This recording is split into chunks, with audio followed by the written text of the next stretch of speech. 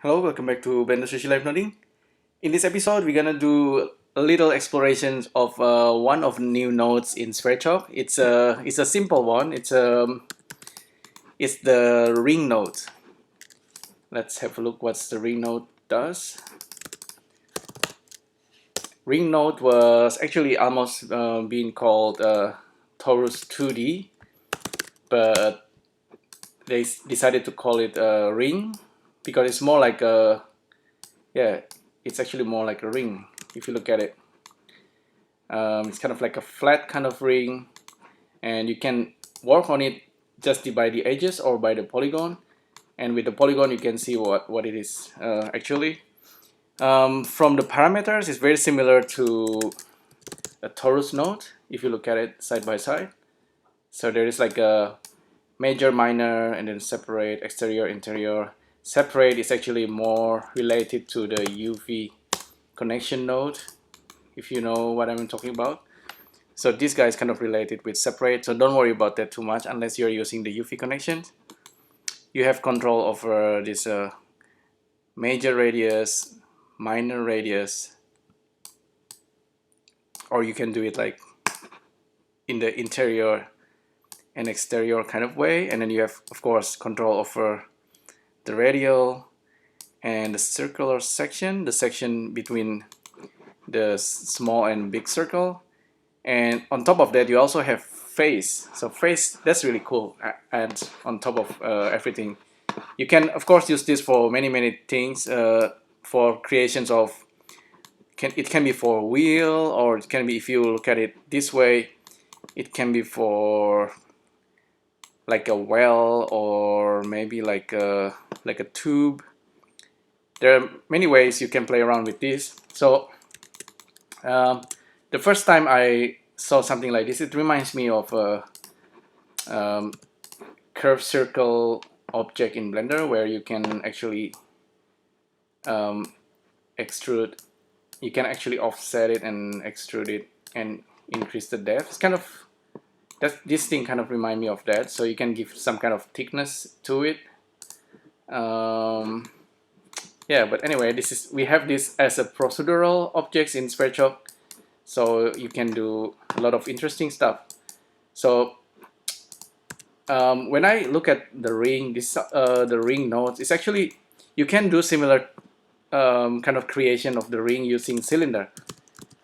If you look at it, they're slightly different in terms of parameters, but in the past I've been using the cylinder to create something that looks like a ring. If I kind of make this smaller, remove the cap, and then remove the height, I get something that looks like a ring. Although of course cylinder is you can say they're kind of like a sibling or brother sister, but cylinder is of course different because you can have the cap, and also what's interesting is if you use the cylinder and solidify, and you're thinking to make some kind of extrusion, you're gonna get something that looks like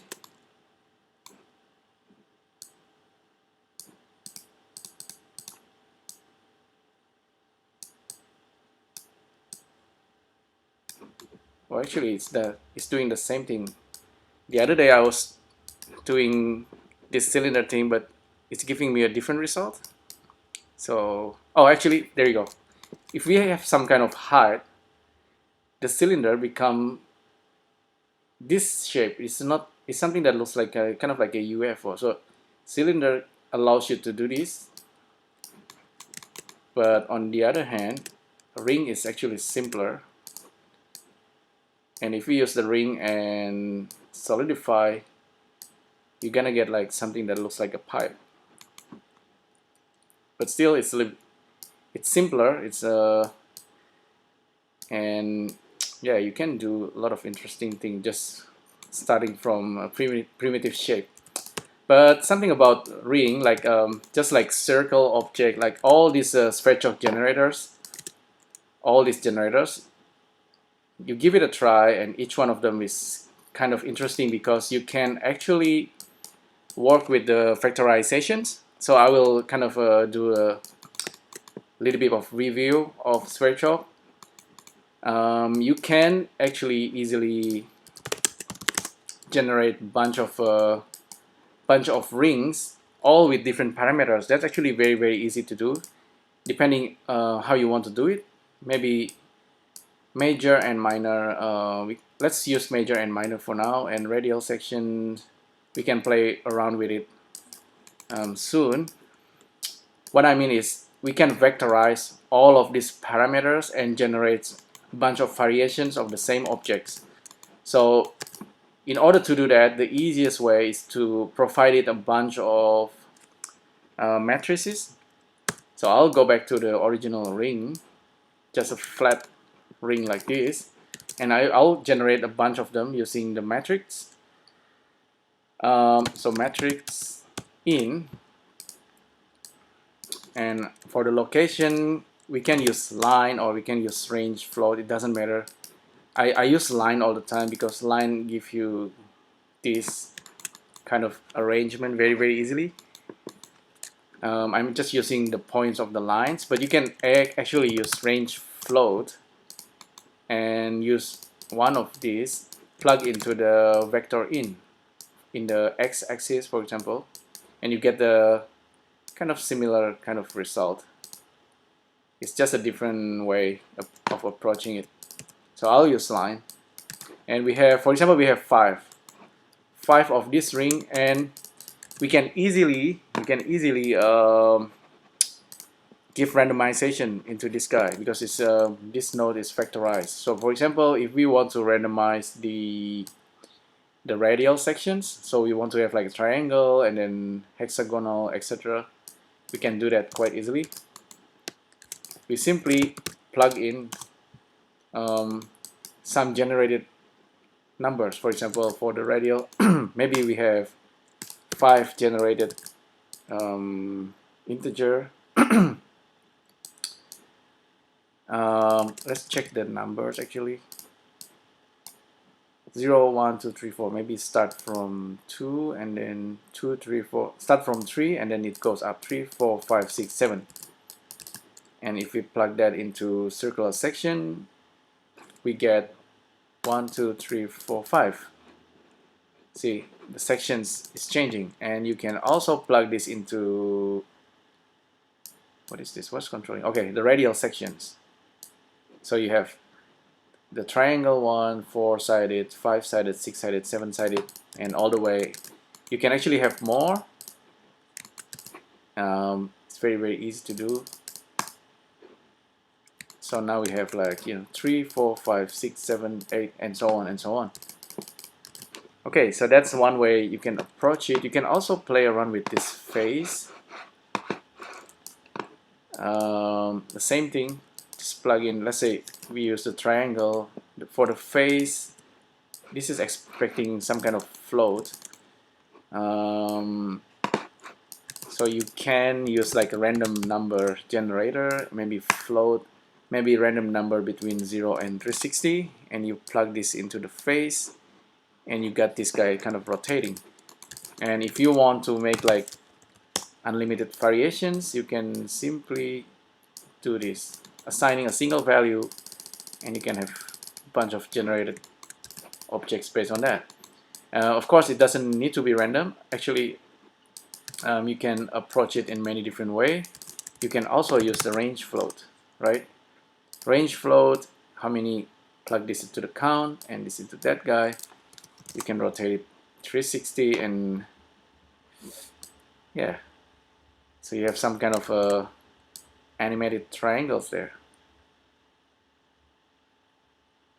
So that's, I think, really cool. And in fact, if you, instead of arranging these objects in the line, you can arrange it in the circle, for example. Circle. You definitely can have a lot of fun with this. This plug into the vertices and play with the radius. There you can easily get this kind of interesting arrangement. So yeah, it's a definitely a cool nodes in addition to all other generated nodes. Line, actually I use circle a lot, lines.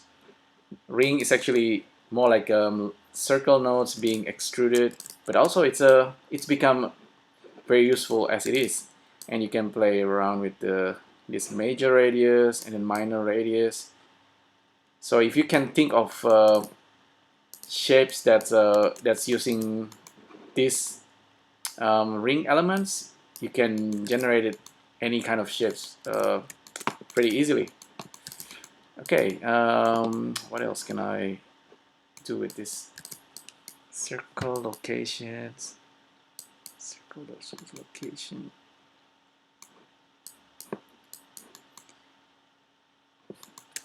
Let's save this real quick. Oh, you can actually, of course, you can increase this, and you get a different kind of pattern. I probably should leave it here, but if you want to use like a transform, iterate matrix transform, this is also quite interesting nodes you can play with and get a very interesting result. So plug this guy into, so instead of doing it this way, I'm gonna plug this into that guy, and here I'll plug the ring into the vertices and polygon. That's the data. And for the iteration, I'll make it 5 for now. The most important part is this matrix in and vector location.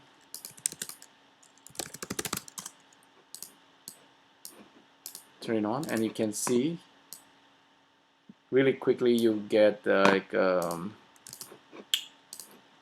some kind of array being generated. 1, 2, 3, 4, 5, being iterated 5 times. And you can also do rotation here. Vector Z, actually do it like this, and with the angle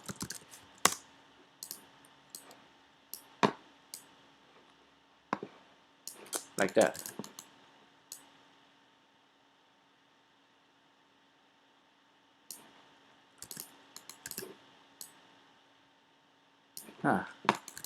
We actually end up with something completely different here.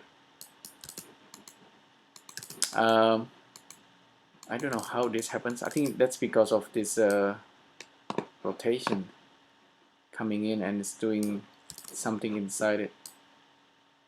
If this is actually 1, alright, that's interesting. I didn't expect this, but this is kind of surprising. Radial section 360 1.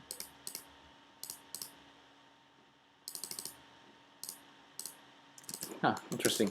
Anyway, you can continue iterate this guy while you can also kind of bring it up, and now it suddenly become a very complex structure. Yeah, but everything is originated from this ring. So yeah, I don't know. It's up to you where you want to take this, but just play around with this, with the idea of you can vectorize any of these parameters this way, and then you can use the matrices to do the duplications, and then another duplication on top of that, and you get this.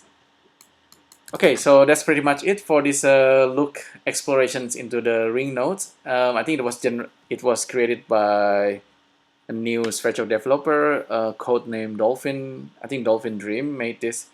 Thanks for this node. This is very cool nodes, very useful. Maybe in the next live noding, I will still use the ring nodes and try to make some kind of well, or like a pipe, you know, like Super Mario pipe or something. Okay, that's pretty much it for this live noding. Hopefully you enjoy this, and let me know if you have question, feedback, suggestion. Let me know in the comment section below. Thanks again for tuning in.